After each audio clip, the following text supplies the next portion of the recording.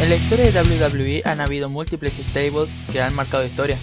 D-Generation X gobernó con puño de hierro por gran parte de la era de la actitud. Luego, en la Ruthless Aggression, estuvo Evolution, otro gran stable que demostraba pasado, presente y futuro. Hoy en día los controladores de la categoría son los integrantes del Nuevo Día, quienes han estado dominando a la división de equipos por un tiempo y aún les queda cuerda de sobra para seguir gobernando. A lo largo de esto también han habido stables que han pasado sin mucha gloria que digamos, los Radicales, el Escuadrón del Espíritu, An American, The Legacy, Right to Censor y muchos más que quedaron en la memoria de cierto grupo de fanáticos del wrestling. Es verdad que un stable siempre sigue la misma ideología, pero no siempre esta ideología triunfa o tiene a todos los integrantes contentos, o incluso en extrañas ocasiones tienen a todos contentos menos a los creativos, que ya sabemos los creativos tiran de nuestros hilos, cambian nuestra mente y aplastan nuestros sueños. Stables han habido muchos que han sido o no recordados. En este video junto a Rockstar te mostraremos uno de los que a nuestro parecer ha sido uno de los mejores y más desaprovechados por su gran potencial. Estamos hablando de la Sociedad Disciplinada, Straight Edge Society o simplemente SES por sus siglas en inglés. Un stable que seguía la ideología de no tomar alcohol, no fumar y no consumir drogas. Stable que pudo haber seguido mucho más tiempo y haber llegado a grandes planos estelares, pero se quedó en el camino. Sin más que decir, corre video.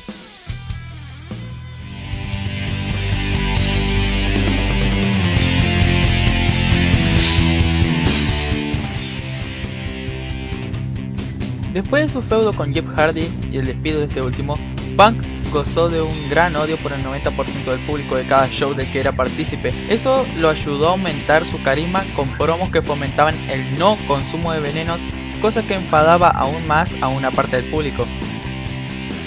El 27 de noviembre del 2009, en SmackDown, fue donde comenzó la facción al Punk haber transformado a Festus quitándole el veneno, así dándole un nuevo estilo de vida. Desde ese momento, Phil Brooks comenzó a ser una especie de profeta que fomentaba el estilo de vida disciplinado. Después de ese show de la marca azul, el anteriormente conocido como Festus pasó a llamarse Luke Gallows, alegándole su cambio de vida a Punk, porque este le quitó sus medicamentos, los cuales le daban esa personalidad a su anterior gimmick. Desde ahí, y los dos como rudos, comenzó la facción de la Sociedad Disciplinada, conocida más como Straight Edge Society,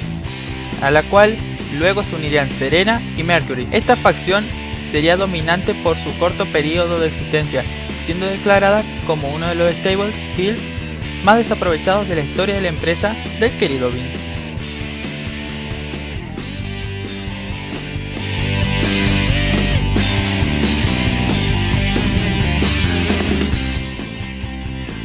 CM Punk, el cual ya iba acompañado por Gallows y Serena, quería un nuevo integrante, quería que fuera Rey Mysterio, ya que este contaba con popularidad y un gran desempeño luchístico, lo cual favorecería a Punk y a la facción en sí. Los primeros meses previos al Mania, estos tuvieron varios careos, hasta que en el Magno Evento número 26 se vieron las caras, en una lucha muy buena que sacó a relucir el gran arsenal de estas dos superestrellas. Después de una lucha bastante buena, la victoria se fue al bolsillo del héroe latino, lo que daba el buen punto de iniciación a la rivalidad, la cual fue curiosa al tener su lucha de comenzar en WrestleMania. Las semanas previas a Extreme Rules fueron extremadamente tensas para estos dos. Se decidió hacer una lucha con una apuesta, la cual no se sabía si lo jugado era beneficioso o perjudicial para ambas superestrellas, pero los papeles ya estaban sobre la mesa. En caso de que gane Brooks, Mysterio perdería su preciada máscara y se uniría al stable para ser lacayo de Punk y seguidor de su estilo de vida. Y si ganaba el Rey, el Cookie Monster perdería su preciada cabellera. En los finales de esa lucha entró un luchador misterioso que ayudó a Punk, el cual resultó ser Joey Mercury, el verdadero nuevo integrante de la sociedad punkadora, lo cual se discute si fue o no la mejor decisión, pero no sería lo último entre estos dos.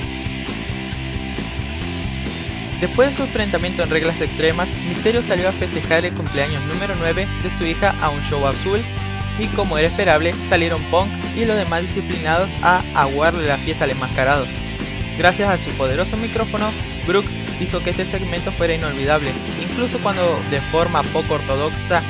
cantó el feliz cumpleaños. Además de esto, humilló al propio Oscar Gutiérrez en frente de su familia, lo que fue el clímax de la rivalidad, y se pactó que el final de todo esto sería en Over the Limit, en una lucha de cabellera contra máscara, donde uno de estos dos dejaría en jaque la reputación del otro. Cuando por fin llegó el día, había una palpable tensión entre estos. La lucha fue muy buena, dinámica, con buena velocidad, y terminó en manos de Mysterio, quien rapó a Punk, lo que hizo que él mismo use su famosa máscara negra. Digamos que esta rivalidad no le salió muy bien a la sociedad, pero no sería el final de ellos. Tendrían más hilo en el carretel, si no, pregúntenle a Rockstar.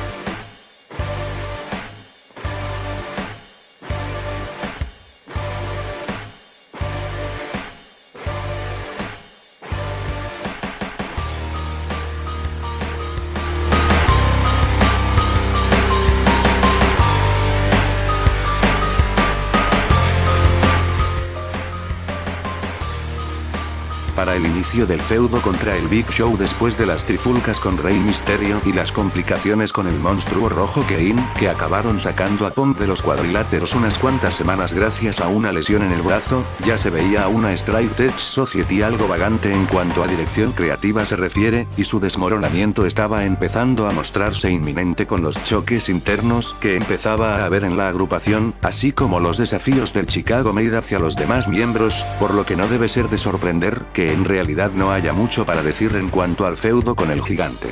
Este empezaría camino al dinero en el banco 2010, cuando tras un intercambio verbal entre Punk y Show este último acabaría desenmascarando el líder de la organización disciplinada, dejándolo públicamente en vergüenza al mostrar su cabeza rapada, siendo esto lo que detonaría oficialmente el choque entre las dos partes, lo que llevaría a una lucha al siguiente SmackDown en el que el hasta ese momento misterioso ayudante de Punk también sería desenmascarado, revelando así la identidad de Joey Mercury, para que a la semana siguiente la sociedad disciplinada finalmente pudiera tomar un poco de venganza al atacar al gigante y aplastar su mano con la escalinata de metal. En el siguiente episodio de la marca azul, Show desafiaría a los tres miembros masculinos del stable para enfrentarlo en una lucha de desventaja en SummerSlam, donde lograría imponerse, por lo que, con una lucha por parejas entre Kelly y Big Show contra Serena y Luke Gallows pacatada para SmackDown, un ya frustrado CM Punk amenazaría a estos dos con la expulsión del grupo si es que no conseguían la victoria, aunque finalmente sí serían ellos los ganadores. Sin embargo, el gozo sería más bien efímero, pues a la semana siguiente se mostraría una disconcordancia en el stable que significaría la derrota de Gallows frente al Big Show, y las cosas solo irían a peor no solo en el libreto sino fuera de este, pues solo momentos después del show la WWE publicaría que Serena había sido liberada de su contrato, y a la semana siguiente el equipo se disolvería oficialmente después de que Punk atacara a Gallows tras su última derrota contra Show.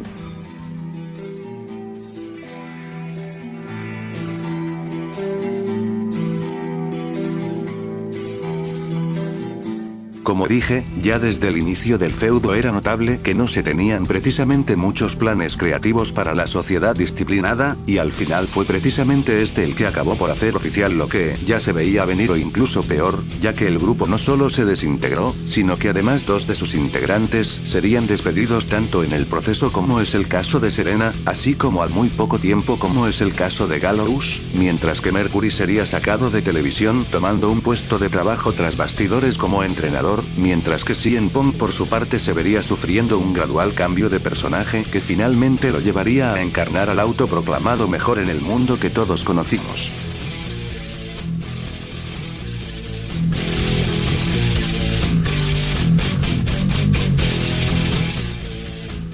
Phil Brooks, conocido aún más como CM Punk, antes de fundar la sociedad disciplinada, pasó por Pro Wrestling Guerrilla, Ring of Honor,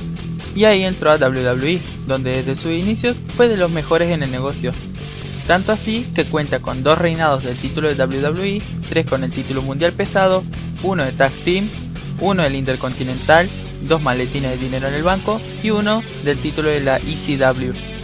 Siempre tuvo un carácter algo pedante y de cierta manera esto resultaba gustarle al público, porque él siempre con sus increíbles promos encontraba la manera de quedar mejor que su rival sea quien sea. Esto obviamente le ayudó a ascender rápido y convertirse en uno de los exponentes de la empresa. Con la llegada de la televisión PG, llegó también su momento porque al no haber temas muy sobrepasados de la línea, él podía destacar gracias a su estilo de vida que repudiaba a sustancias como el alcohol, el tabaco, estupefacientes y medicamentos de dudosa procedencia, entre otras cosas. Su forma de ser sería beneficio no solo para él, sino para el stable que se avecinaba. La sociedad disciplinada fue hecha todo alrededor de Phillip Brooks.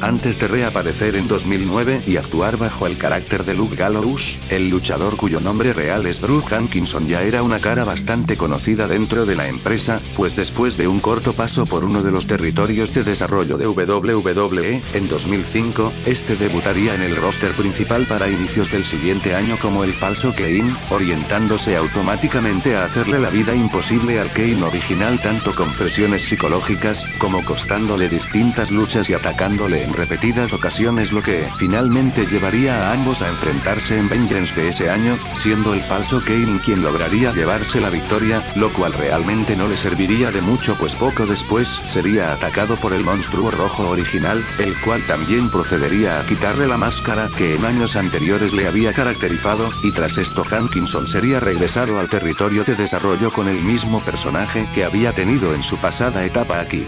Regresaría al roster principal en octubre del 2007, esta vez bajo su personaje más popular después del que interpreta actualmente, o más bien impopular, pues debido a su gimmick de retrasado mental, Festus pasaría a ser relegado a los caracteres infames de la nueva era, y él, junto con su compañero Jesse Dalton, serían relegados al olvido en cuestión de un par de meses, hasta que finalmente en 2009 Hankinson sería trasladado a SmackDown, y haciendo el debut del personaje de Luke Gallows, que todos conocimos a partir de ese punto bajo el ala de CM Punk, a quien acreditaría como su salvador, dando comienzo así a lo que conoceríamos como la sociedad disciplinada. Algo muy curioso en el caso de este luchador, es que en vez de que se le construyera una historia totalmente deslindada a la de Festus como es costumbre cuando ocurre un cambio de personaje tan drástico, se admitió que ambos son uno mismo, pero que aquel carácter de deficiente mental era producto a malas medicaciones al que, ahora Luke Gallows, era sometido, lo que causaba aquel comportamiento errático.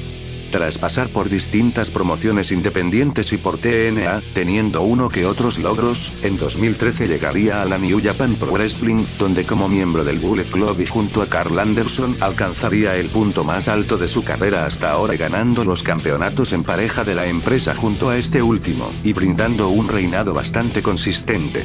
En 2016, tanto él como Anderson irían a la WWE, bautizados como The Club, y hasta el momento han conseguido capturar los campeonatos por parejas de Raw en una ocasión.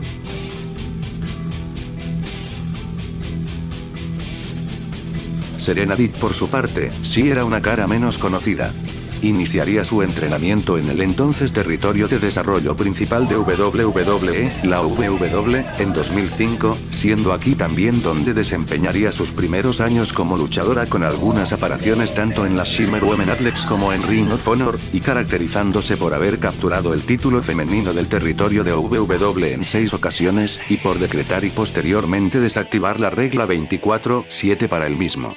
Poco después de que WW tomara caminos separados de la WWE, la luchadora abandonaría el territorio de desarrollo y fue contratada por WWE, pasando el resto del 2009 en el nuevo territorio de desarrollo, la FCW, donde se volvió reina de la marca en septiembre de este año y conservándola hasta que fue vencida por el Jay Lee en 2010.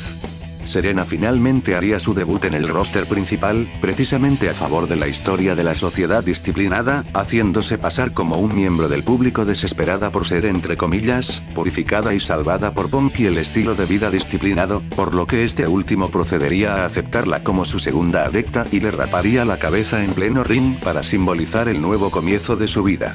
Sin embargo, a pesar de ya ser un personaje activo del roster principal, Deeb seguía desempeñando su papel como luchadora en la FCW, mientras que en SmackDown, a pesar de haber debutado en febrero, no tendría su primer encuentro sino hasta el 20 de agosto, misma noche en la que sería liberada.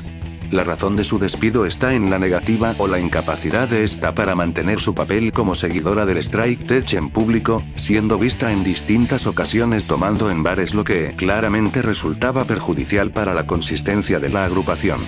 Así, la empresa tomó la decisión de pasar la indisciplina de la luchadora a la televisión, cuando ésta, con tal de salvar a CM Punk de un cínico Kane, que buscaba un culpable por el estado vegetativo en el que presuntamente estaba el Undertaker, mostró un video en el que estaba tomando en una cantina hasta ser descubierta y reprendida por Punk y Gallows, lo cual serviría de coartada para el Chicago Mate, siendo que esto había ocurrido supuestamente en los mismos instantes en que el hombre muerto había sido atacado.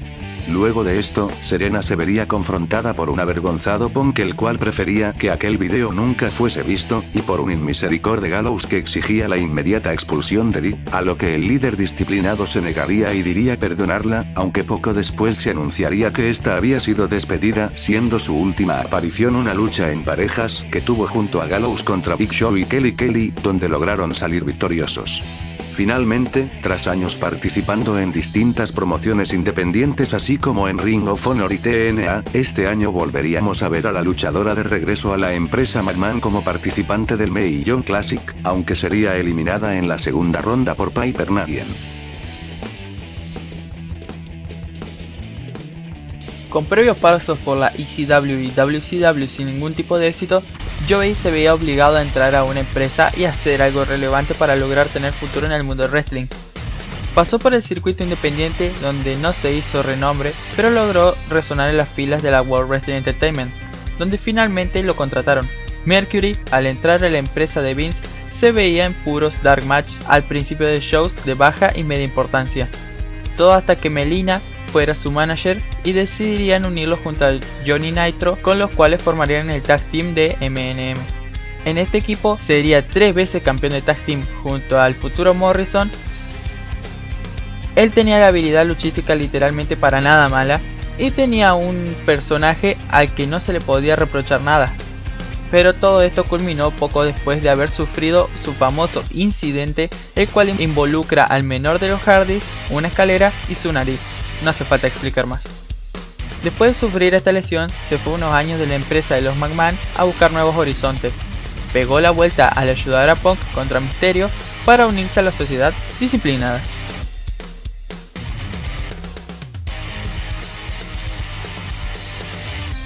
A mi parecer, este stable siempre fue uno de los más desaprovechados, porque el solo pensar que estos 4 pudieron llegar a dominar la marca azul bajo su influencia de no contar con veneno en la sangre, me hace meditar sobre las posibles rivalidades que pudo haber tenido la Straight Edge Society. Creería que Punk y compañía pudieron haber llegado lejos como unos heels dominantes, e incluso lograr cosas grandes. Pudieron haber sido de alguna manera el nuevo Evolution o el previo de Shield. Esta facción contaba con CM Punk, quien además de ser líder, era el que tenía la mejor habilidad en el ring y en el micrófono. Estaba Gallows, el matón de Punk, Serena, la diva dentro del equipo, la cual pudo incluso haber triunfado bajo las influencias de la sangre pura, y por último Mercury, el peso ligero, el que tenía más potencial a futuro. Estos 4 pudieron haber hecho cosas grandes, realmente grandes, pero fueron desaprovechados.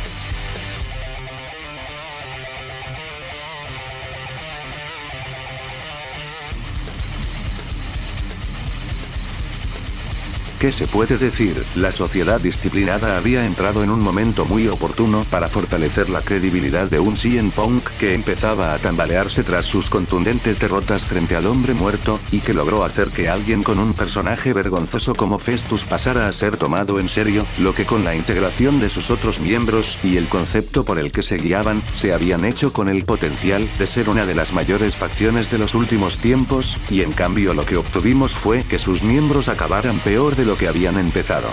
Y es que conceptualmente el stable había sido uno de los más interesantes que se habían visto en años, con cada personaje cumpliendo con un papel igual de crucial para en conjunto dar credibilidad a las creencias y predicamentos de su líder, CM Punk, quien como observación personal había tomado tintes que me ponen en contexto con figuras como Charles Manson o Jim Warren Jones, en cosas tan superficiales como su apariencia, hasta aspectos un poco más profundos como sus métodos pasivo-agresivos para imponer su doctrina, y su autoconvencimiento como figura sagrada y representación de Mesías que gracias a su gran carisma y habilidades comunicativas lograba atrapar a las personas por más poco ortodoxas que fueran sus imparticiones, teniendo así en sus manos posiblemente el personaje más complejo e inteligente en la carrera de este, y que puesto en escena con sus fieles seguidores, miembros de su secta dispuestos a adoptar la palabra de su líder como ley divina sin importar a quién tuvieran que quitar del camino para imponer esta, con un poco de trabajo y dedicación creativa constante fácilmente podría haber alcanzado un icónicas de todos los tiempos, pero que al final, tanto por un aparente abandono de buqueo, como por el incompromiso de Serenity, hasta factores fuera del control de cualquiera como las lesiones de Punk y Mercury, solo quedó como uno de tantos potenciales a algo grande que finalmente acabaron en lo más profundo de un abismo.